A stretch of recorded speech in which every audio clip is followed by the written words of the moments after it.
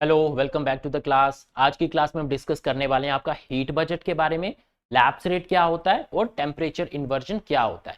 जिस तरह से हम बात करते हैं हीट बजट की, तो हीट बजट क्या है आपका, जो इनकमिंग सोलर रेडिएशन है और जो आउटगोइंग टेरेस्ट्रियल रेडिएशन है उसको हम बोलते हैं आपका हीट बजट। तो चलिए स्टार्ट करते हैं आपके हीट बजट से। तो अगर हम बात करें तो जिस तरह से हम सन की बात करते हैं, तो सन हमारा जो है वो अल्टीमेट सोर्स है एनर्जी का। जो भी हमें एनर्जी मिल रही है वो सन से ही मिल रही है। और ये जो अर्थ है वो किस तरह से हीट को बैलेंस करती है, जो सन से आती है। मतलब अर्थ के पास हीट आएगी तो अर्थ उसको अब्सॉर्ब करके रेडिएट भी करेगी हीट को। Why are the valleys sometimes colder than hill tops, इसको भी हम देखेंगे यहां पर। Let's decode the science behind our planet's temperature system. किस तरह से हमारा जो प्लैनेट है उसका टेम्परेचर सिस्टम काम करता है। जो सन से रेडिएशन आती है उसको हम बोलते हैं शॉर्ट वेव सोलर इंसोलेशन। जो अर्थ से रिफ्लेक्ट होकर रेडिएशन वापस जाती है उसको हम बोलते हैं लॉन्ग वेव टेरेस्ट्रियल रेडिएशन। किस तरह से वो टेम्परेचर को रीडिस्ट्रीब्यूट करती है, किस तरह से जो लाइफ है हमारे अर्थ के ऊपर पॉसिबल हो सकती है। तो इन सब चीजों को हम देखने वाले हैं आपकी आज की क्लास में। तो first is the heat budget. अब हीट बजट की हम बात करें बेसिकली, तो earth heat budget refers to balance between जो सन से रेडिएशन आ रही है और जो अर्थ से रेडिएशन रिफ्लेक्ट होकर वापस जा रही है उसके बीच बैलेंस। लाइक मैंने आपको बताया, जो सन से रेडिएशन आ रही है उसको हम बोलते हैं शॉर्ट वेव सोलर इंसोलेशन। जो अर्थ से रेडिएशन रिफ्लेक्ट होकर वापस जा रही है उसको हम बोलते हैं लॉन्ग वेव टेरेस्ट्रियल रेडिएशन। तो अब ये क्या होगा, basically this balance maintains earth overall temperature. हमारी जो अर्थ का ओवरऑल टेम्परेचर है उसको मेंटेन रखता है। इसकी वजह से ना तो हमारी अर्थ बहुत ज्यादा ठंडी हो जाती है, ना हमारी अर्थ बहुत ज्यादा गर्म हो जाती है इसकी वजह से। So it maintains a favourable balance of temperature of the earth. चलिए आगे देखते हैं। तो इनकमिंग सोलर रेडिएशन जिसको हम बोलते हैं इंसोलेशन। अब जितनी भी रेडिएशन हमारी अर्थ पे आती है, only about 50% 51% of the solar reaching earth atmosphere is absorb by the surface. सिर्फ 51% ही अब्सॉर्ब की जाती है। जो रेस्ट होती है या तो उसको रिफ्लेक्ट कर दिया जाता है या फिर अब्सॉर्ब कर दिया जाता है क्लाउड्स के द्वारा या फिर बाकी पार्टिकल्स के द्वारा। अब एक चीज होती है जिसको हम बोलते हैं एल्बेडो। एल्बेडो होता है रिफ्लेक्टिविटी ऑफ ए सबस्टांस। जो एक सबस्टांस है उसकी रिफ्लेक्टिविटी है उसको हम बोलते हैं एल्बेडो। जैसे फ्रेश स्नो होगी उसका एल्बेडो हाई होगा, मतलब वो ज्यादा रिफ्लेक्ट करेगी। 80 to 90% उसका एल्बेडो होता है। फॉरेस्ट और ओशंस की बात करें उनका एल्बेडो कम होता है, मतलब वो 10 to 15% ही रिफ्लेक्ट करते हैं, बाकी को वो अब्सॉर्ब कर लेते हैं। तो हम बात करते हैं कि कौन कौन से प्रोसेसेस होते हैं जो रिफ्लेक्ट करते हैं, कौन से प्रोसेसेस अब्सॉर्ब कर लेते हैं। लाइक 20% जो होती है सनलाइट आ रही उसको रिफ्लेक्ट कर देते हैं क्लाउड्स वापस। 6% को जो एटमॉस्फेयर है वो खुद ही रिफ्लेक्ट कर देता है। 4% को आपका जो अर्थ का सरफेस है वो रिफ्लेक्ट करता है। और जो 19% है उसको क्लाउड्स और एटमॉस्फेयर अब्सॉर्ब कर लेते हैं। तो ये जो चार होंगे ये मिलके बनाएंगे आपके 49%। और बाकी का जो 51% होता है वो आपकी अर्थ की सरफेस उसको अब्सॉर्ब कर लेती है। तो इस तरह से जो सनलाइट होती है वो हमारी अर्थ अब्सॉर्ब जो उसको रिफ्लेक्ट करती है। तो चलिए आगे देखते हैं। तो आउटगोइंग टेरेस्ट्रियल रेडिएशन पहले हमने देखा, जो इनकमिंग सोलर रेडिएशन है। अब हम देखते हैं आउटगोइंग टेरेस्ट्रियल रेडिएशन को। तो अर्थ जो होती है वो अब्सॉर्ब करती है सोलर एनर्जी को, और वही सोलर एनर्जी क्या करती है, अर्थ की सरफेस को हीट करती है। अर्थ फिर क्या करती है, जो उसने हीट अब्सॉर्ब किया हीट को उसको री रेडिएट करती है, और री रेडिएट करती है तो वो बन जाती है लॉन्ग वेव टेरेस्ट्रियल रेडिएशन, और वापस फिर वो एटमॉस्फेयर में जाके एटमॉस्फेयर को हीट अप करती है। अब ग्रीन हाउस गैसेस जो होती हैं वो प्रेजेंट होती हैं एटमॉस्फेयर में, वो क्या करेंगी, वो उस हीट को अब्सॉर्ब करके री एमिट करेंगी वापस अर्थ की तरफ डाउनवर्ड्स, जिसकी वजह से जो टेम्परेचर है वो इंक्रीज होता है। तो ग्रीन हाउस गैसेस की अगर हम बात करते हैं तो कौन सी है, carbon dioxide, water, methane and ozone. ये आपकी ग्रीन हाउस गैसेस होती हैं। ये क्या करती हैं, टैप करती हैं हीट को और लोअर एटमॉस्फेयर को वार्म करती हैं। इसी को हम बोलते हैं नेचुरल ग्रीन हाउस इफेक्ट। अब हम देखते हैं कि जो आपकी हीट बैलेंस है वो किस तरह से मेंटेन हो रहा है। सन से लाइट आ रही है इक्वल्स टू जो अर्थ से रिफ्लेक्ट होकर लाइट वापस जा रही है, इसी को हम बोलते हैं हीट बैलेंस। मतलब incoming solar radiation is equal to outgoing terrestrial radiation. जो इनकमिंग सोलर रेडिएशन है वो है शॉर्ट वेव, आउटगोइंग जो है terrestrial radiation that is long wave. इसकी वजह से जो थर्मल इक्विलिब्रियम की वजह से अर्थ का जो टेम्परेचर है वो मेंटेन रहता है, ना तो हमारी अर्थ फ्रीज हो जाती है ना ही हमारी अर्थ बहुत ज्यादा गर्म होती है। So that is the heat balance.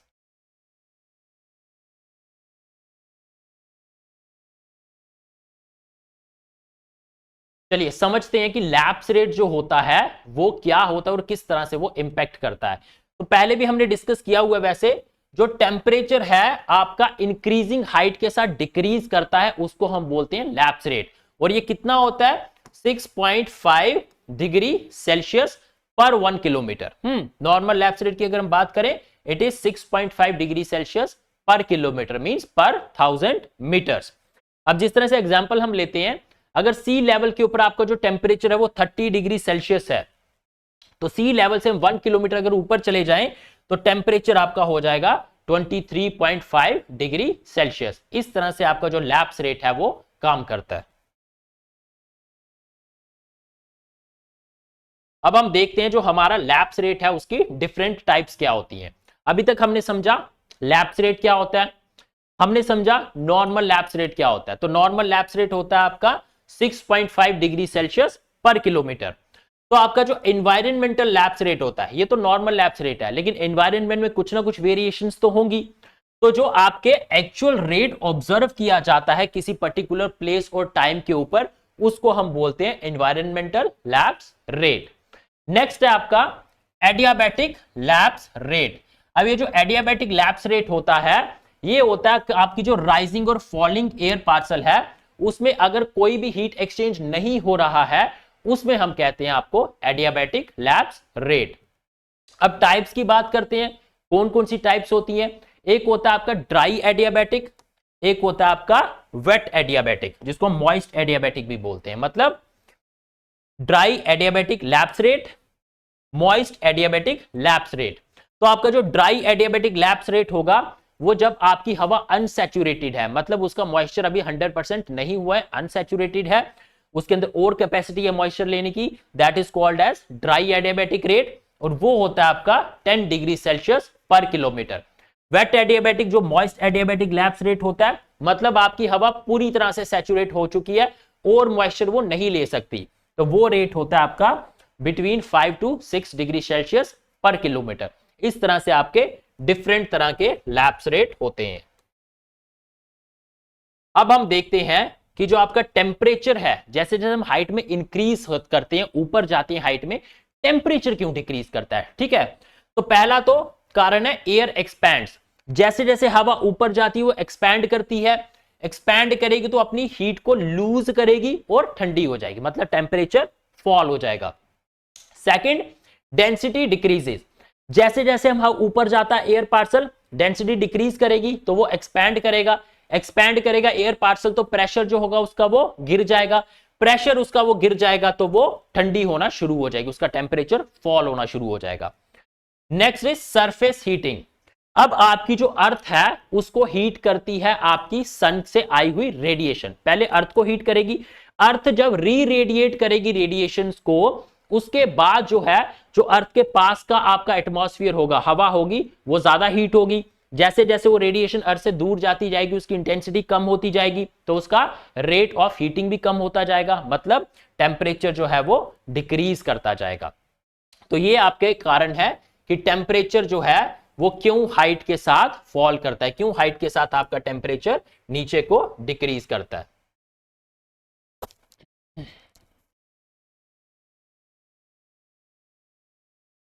चलिए अब हम समझते हैं आपके कॉन्सेप्ट को टेम्परेचर इन्वर्जन का।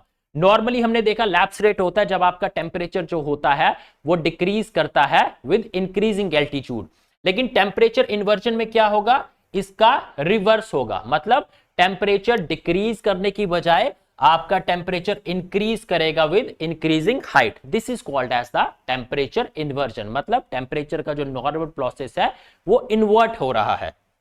इसी फिनोमिना को हम बोल देते हैं टेम्परेचर इन्वर्जन।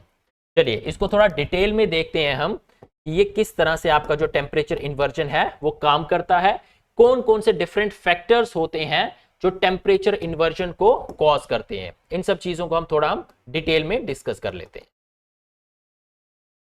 तो कॉजेस देखिए अगर हम टेम्परेचर इन्वर्जन के, first is the radiation cooling. Radiation cooling में क्या होगा, जब आपकी क्लीन और काम नाइट्स होंगी तो जो अर्थ की सरफेस होती है वो हीट को रैपिडली लूज करना शुरू कर देती है। अब हीट को लूज करेगी तो क्या होगा, जो आपका ग्राउंड होगा हवा के पास वाला, एयर जो होगी आपकी नियर ग्राउंड, वो क्या होगी, वो ठंडी होना शुरू हो जाएगी। अगर वो ठंडी होना शुरू हो जाएगी तो उसमें क्या होगा, जो कूलर एयर होगी, हवा जो है वो ग्राउंड के पास ठंडी होना शुरू हो जाएगी, जो कूलर एयर है वो हॉट एयर के नीचे लाई करेगी। मतलब नॉर्मल सर्कमस्टांसिस में क्या होना चाहिए, कूल एयर ऊपर होनी चाहिए, हॉट एयर नीचे, लेकिन यहां पर कूल एयर नीचे और हॉट एयर आपकी ऊपर है, तो क्या हो गया, टेम्परेचर इन्वर्जन हो गया। टेम्परेचर डिक्रीज करने की बजाय इंक्रीज कर रहा है। कॉमन कहां पे ज्यादातर हमें देखने को मिलता है, जो आपकी वैलीज होंगी और विंटर नाइट्स में ये फिनोमिना हमें ज्यादा देखने को मिलता है। Second factor is subsistence inversion. अब सबसिस्टेंस इन्वर्जन में क्या होगा, जो हाई प्रेशर रीजन्स होंगे वहां पे हवा डिसेंड करेगी, मतलब नीचे को जाएगी, नीचे को जाएगी हवा तो कंप्रेस होगी। अब हवा कंप्रेस होगी तो वो वार्म होना शुरू हो जाएगी। अब कंप्रेस होके वार्म होना शुरू हो रही है तो उससे क्या है, कोल्ड एयर फिर नीचे है, उसके ऊपर हॉट एयर है, टेम्परेचर इन्वर्जन हो गया। Third factor is advection inversion. Advection inversion में क्या होता है, जो वार्म एयर होती है वो ठंडी सरफेस के ऊपर मूव करना शुरू कर जाती है। ऊपर मूव करना शुरू करेगी तो फिर वही बात होगी, नीचे ठंडी लेयर ऊपर गर्म लेयर, तो उसकी वजह से फिर आपका जो टेम्परेचर है वो इन्वर्ट हो जाएगा। फोर्थ फैक्टर आता है आपका फ्रंटल इन्वर्जन का। अब बेसिकली हम बाद में भी डिस्कस करेंगे, साइक्लोन्स होते हैं आपके दो तरह के, tropical cyclones and temperate cyclones. उसमें हम टेम्परेट साइक्लोन में देखेंगे कि किस तरह से फ्रंट बनता है। अभी जरा बेसिक्स आप समझ लो। फ्रंटल इन्वर्जन में क्या होगा, वार्म एयर जो होगी वो ओवरराइड करेगी कोल्ड एयर को, मतलब वार्म एयर ऊपर है, कोल्ड एयर नीचे है, उसकी वजह से फिर से क्या होगा, टेम्परेचर इन्वर्जन, मतलब टेम्परेचर इंक्रीज कर रहा है नीचे से ऊपर जाने में। तो ये कुछ चार फैक्टर्स हैं जो आपका टेम्परेचर इन्वर्जन को कॉज करते हैं। अब हम देखते हैं कि लोकेशन के बेसिस के ऊपर जो टेम्परेचर इन्वर्जन है वो किस तरह से हो रही है। जैसे सरफेस इन्वर्जन की अगर हम बात करें तो ये जो सरफेस इन्वर्जन होती है, जो माउंटेन्स की वैलीज होती हैं वहां पर रात को आपको ज्यादा देखने को मिलेगी सरफेस इन्वर्जन। सबसिस्टेंस इन्वर्जन की अगर हम बात करें तो जो एंटी साइक्लोनिक कंडीशंस होती हैं, अब हम देखेंगे, अभी तो मैं आपको थोड़ा ब्रीफ में बता रहा हूं, जब साइक्लोन्स एंटी साइक्लोन्स डिस्कस करेंगे उसको थोड़ा डिटेल में देखेंगे। साइक्लोन्स में हवा ऊपर की तरफ राइज करती है, एंटी साइक्लोन्स में नीचे को डिसेंड करती है। तो एंटी साइक्लोन में जब हवा नीचे को डिसेंड करेगी, जो हाई प्रेशर रीजन्स होते हैं, तो फिर उसी तरह से आपको टेम्परेचर इन्वर्जन देखने को मिलेगा। नीचे आपकी होगी ठंडी लेयर, ऊपर होगी आपकी गर्म लेयर।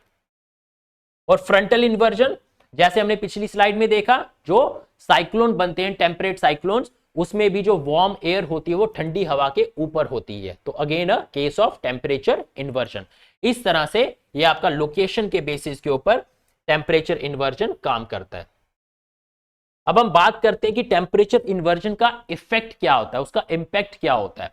जैसे एयर पोल्यूशन को ट्रैप कर लेता है, एक वार्म लेयर ऊपर है, कोल्ड लेयर नीचे है, तो जो वार्म लेयर है उसमें पोल्यूटेंट्स आपके ट्रैप हो जाएंगे। कौन से पोल्यूटेंट्स, डस्ट, फॉग, स्मोक, वो सारे ट्रैप होके स्मॉग को बनाएंगे। स्मॉग क्या होता है, it is a combination of smoke and fog. Smoke और फॉग का कॉम्बिनेशन होता है आपका स्मॉग, तो वहां पे स्मॉग बन जाएगा। एग्जांपल की बात करें, दिल्ली में आपने देखा होगा विंटर्स में इस तरह का फिनोमिना आपको देखने को मिलेगा, स्मॉग बनता है। Next, poor air circulation. अब इसमें क्या होगा, जो हवा है वो स्टैग्नेट हो जाएगी, ऊपर गर्म हवा नीचे ठंडी हवा, तो कोई मिक्सिंग नहीं हो पाएगी वहां पे वर्टिकल, तो उसकी वजह से there would be poor air circulation. Third is frost formation.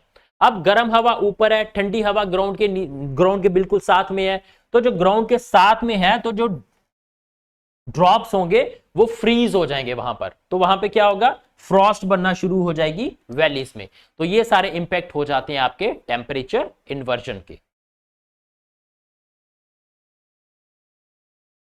तो अब देख लेते हैं एग्जाम के लिए आपके इंपॉर्टेंट पॉइंटर्स कौन कौन से हैं। जैसे कोल्डेस्ट लेयर हमने देखा था, मेसोस्फीयर। इन्वर्जन जो होती है वो कॉमन कहां पे होती है, ठंडी रातों में, विंटर की नाइट्स में और वैलीज में। नॉर्मल लैप्स रेट कितना होता है आपका, 6.5 डिग्री सेल्सियस पर किलोमीटर पर 1000 मीटर्स। एडियाबैटिक लैप्स रेट क्या होता है, जब आपकी जो हवा है वो 10 डिग्री सेल्सियस किलोमीटर पर 10 डिग्री सेल्सियस पर किलोमीटर उसका टेम्परेचर रिड्यूस हो। ड्राई एडियाबैटिक, मॉइस्ट एडियाबैटिक क्या होता है, 5 to 6 degree Celsius temperature reduce हो पर किलोमीटर। इसमें जो हवा होती है अनसैचुरेटेड होती है, इसमें जो हवा होती है वो सैचुरेटेड होती है। हीट बजट का इक्विलिब्रियम क्या है, incoming short wave solar insolation is equal to outgoing long wave terrestrial radiation. जब वो बराबर है तो हम कहते हैं हीट बजट आपका जो है वो इक्विलिब्रियम में है। तो this was basically the concept, जो बेसिक कॉन्सेप्ट है आपके, नॉर्मल लैप्स रेट क्या होता है, टेम्परेचर इन्वर्जन क्या होता है आपका, जो हमने डिस्कस किए। आई होप आपको कोई डाउट नहीं होगा, डाउट है तो आप कमेंट सेक्शन में उसको पूछ सकते हैं। तो that's for all for the today's lecture, thank you.